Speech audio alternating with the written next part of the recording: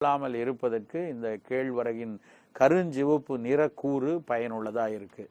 அப்போ அந்த கேழ்வரகை குழந்தைகள்ல இருந்து பெண்களாக இருக்கட்டும் எல்லாருமே அதை தொடர்ச்சியாக பயன்படுத்திட்டு வரணும். அதை நம்ம ராகி தோசையாக கேழ்வரகு தோசையாக சாப்பிடலாம்.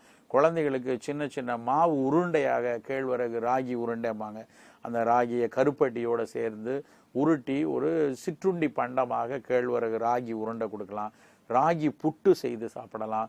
இன்றைக்கு வணிக நிறுவனங்கள் சில ராகியவே சேமியா மாதிரி எல்லாம் பண்ணி கொடுக்குறாங்க, அது மாதிரி எடுத்துக்கொள்ளலாம். ராகி தோசையாக உளுந்தோடு சேர்த்து தோசையாக வார்த்து நம்ம சாப்பிடலாம்.